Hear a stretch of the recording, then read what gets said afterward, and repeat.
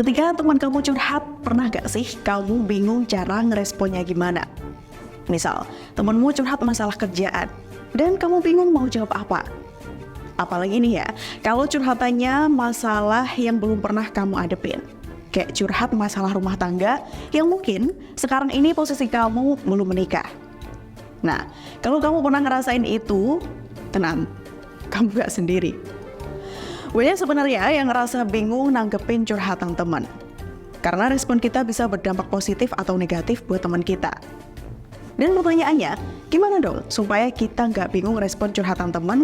Atau gimana sih cara supaya respon kita nggak ditangkap salah sama teman kita yang sedang curhat?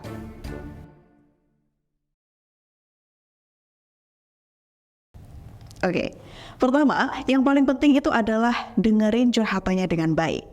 Jangan asal, atau malah ngeloyor. Cobain deh, tunjukin ekspresi wajah yang nunjukin kamu empati dan perhatian. Misalnya dengan nunjukin senyuman atau anggukan yang menunjukkan kalau kamu mengerti.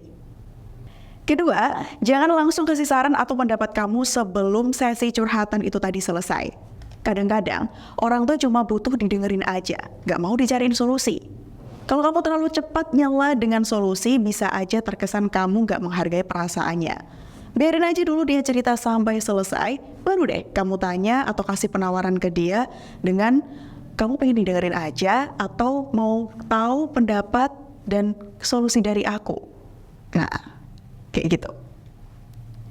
Ketiga, jangan jadi tukang kritik yang terus-terusan mengomentari apa yang dia ceritain. Misalnya, dia cerita soal masalah sama pacar. Kamu gak perlu langsung ngomong, emang pacar kamu gitu sih? Mendingan kamu putus aja deh. Nah, ini bisa dia merasa kamu ngejudge secara terus-menerus.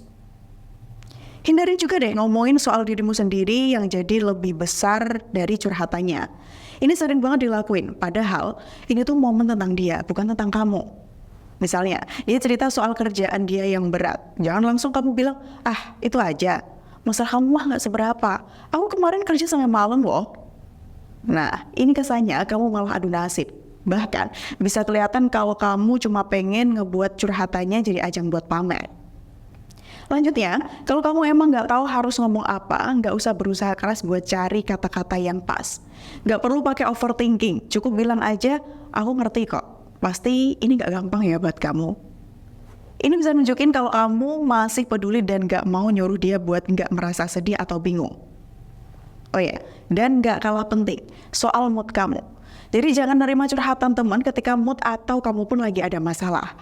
Karena ini bisa buat kamu gak fokus dengerin cerita dia, dan teman kamu bisa jadi salah paham karena ngerasa, kok respon kamu kayak gini sih?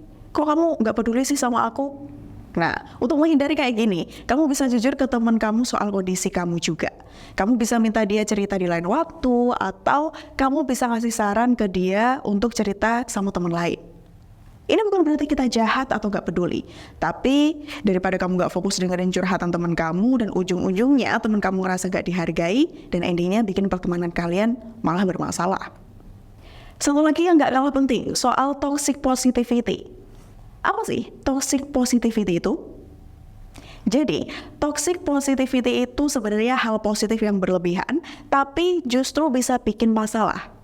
Coba bayangin, ketika teman kamu lagi cerita masalahnya, dan kamu malah jawab, jangan sedih dong, semua bakal baik-baik aja kok. Atau, lihat sisi positifnya aja. Nah, meskipun maksudnya baik, ini bisa bikin teman kamu merasa nggak dianggap serius, atau malah bikin teman kamu ngerasa dipaksa untuk nggak boleh sedih atau nggak boleh punya masalah. Padahal, perasaan sedih itu jadi emosi yang wajar. Masalahnya nih, gak semua orang bisa langsung nyerap kata-kata positif dengan baik. Ada yang butuh waktunya buat ngeproses perasaan negatifnya. Kalau ditekan terus-menerus, bisa-bisa malah jadi ngerasa kesel atau nggak dihargai. Ini yang disebut toxic positivity. Padahal emosi negatif juga perlu diakui dan juga dihargai. Sebenarnya nggak salah kalau mau kasih semangat buat teman. Tapi yang penting juga kita harus dengerin dan ngertiin perasaan teman kita. Nggak semua masalah bisa diselesaikan dengan cuma bilang pikir positif aja atau semangat. Nah, kadang mereka butuh didengerin dan divalidasi dulu. Jadi intinya, ketika menghadapi curhatan teman, penting untuk mendengarkan dengan penuh perhatian dan empati. Hindari memberi saran sebelum curhatan selesai, karena terkadang mereka hanya ingin didengar.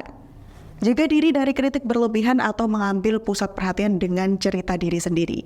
Selain itu, perhatikan juga mood kamu saat menerima curhatan dari teman agar kamu dapat memberikan respon yang tepat dan tidak terkesan tidak peduli.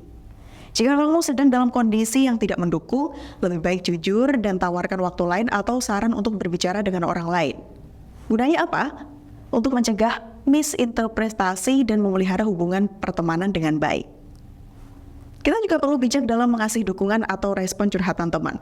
Gak melulu dengan kata-kata positif, tapi juga dengan dengerin mereka dan nerima perasaan mereka, baik itu positif atau negatif.